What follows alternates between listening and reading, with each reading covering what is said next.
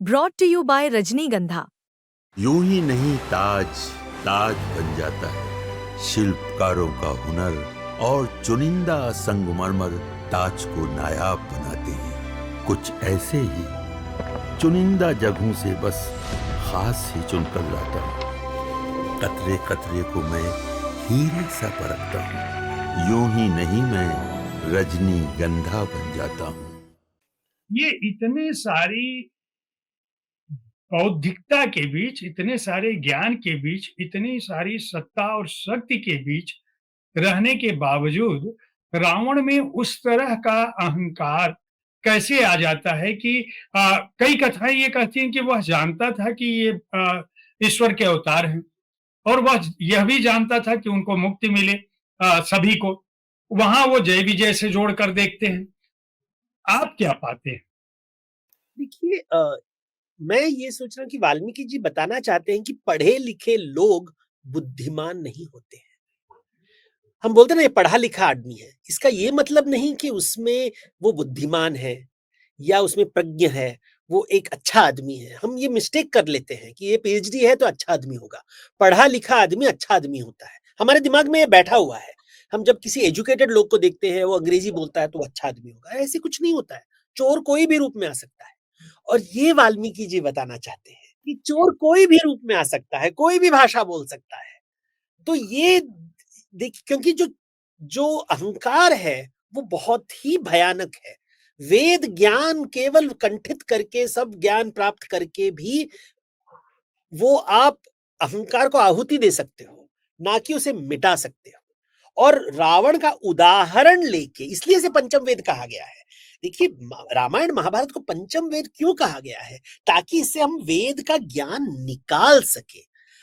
राम और रावण पात्र हैं, हम राम की पूजा करते हैं, ना कि रावण को हम देख रहे हैं कि भैया इसके पास वेद का ज्ञान है, वो तो ब्राह्मण जैसा है, क्षत्रिय जैसा, उसके पास धन धन संपत्ति है, इतना है उसके पास, रत्न है, सब कुछ है, फिर क्या है इसमें कमी? केवल अहंकार की बात होती है। और केवल अहंकार का मतलब कि एक स्त्री को वो रिस्पेक्ट नहीं कर रहा है, सम्मान नहीं दे रहा है। एक स्त्री को सम्मान, वो अपनी बहन के साथ कैसे व्यवहार कर रहा है, बातों का वो कैसे घुमा फिरा के वो अपने बुद्धि का मैन्युपुलेट कैसे करता है लोगों को, वो मैन्युपुलेट कर रहा है कि बहन की बात सुन के कुछ और कर लेता है। तो ये जो छल कपट, ये जो बातें, क्योंकि हिंसा के बारे में ये बात कर रहे हैं कि देखो राम भी हिंसा कर रहे हैं, रावण भी हिंसा कर रहा है, इन दोनों की हिंसा में फर्क क्या है? इसे हम धर्म क्यों कह रहे हैं, इसे हम अधर्म क्यों कह रहे हैं? तो ये लोग वकालत करते हैं कि ये ठीक है, ये ठीक, ऐसे ठीक गलत की बात नहीं है। आपको कर्म देखना पड़ेगा, किसके लिए कर रहे हैं। मैं हमेशा कहता हूं कि राम की महत्वाकांक्षा क्या है, रावण की महत्वाकांक्षा क्या है? महत्वाकांक्षा काम, मद, मत्सर्य, ये सब अगर जब तक हम ये देखेंगे नहीं क्लेश, तब तक हमें समझ में नहीं आएगा। और ये वाल्मीकि जी बताने का प्रयास कर रहे हैं, और हमें वो निकालने, मैं वो देख रहा हूं और वो दिखाना चाहता हूं लोगों को कि देखो कितने अलग अलग तरीके से वो कुछ बहुत ही डिफिकल्ट टॉपिक, कैसे पता चले कि एक आदमी गुरु है कि नहीं है। केवल गेरुआ वेश पहनकर, आजकल हम देख रहे हैं ना, चारों तरफ कितने लोग गेरुआ वस्त्र पहन रहे हैं, हर प्रकार के तिलक पुंद्र लगा रहे हैं। रावण भी ऐसे ही सीता के सामने आया था और कहा मुझे भिक्षा दो, और सीता जी ने भिक्षा दिया, और सब, और जो पुण्य काम से उनका भला नहीं हुआ।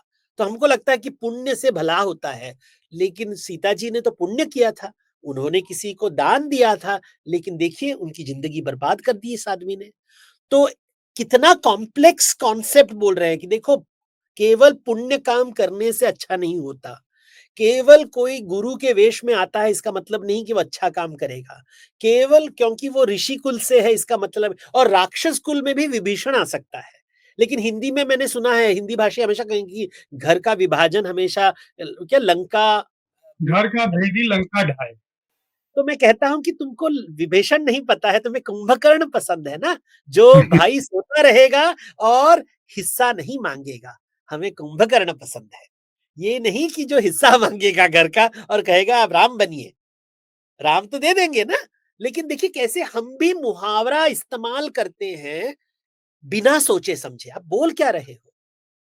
ये क्या बोल रहे हो? कि तुम कह रहे हो कि विभीषण बुरा आदमी है क्योंकि वो न्याय के लिए खड़ा हुआ है वहां पे। हम बोल रहे नहीं, वो घर को तोड़ा है। यानी कि we value loyalty more than dharma. और वाल्मीकि जी बोल रहे बच के रहो।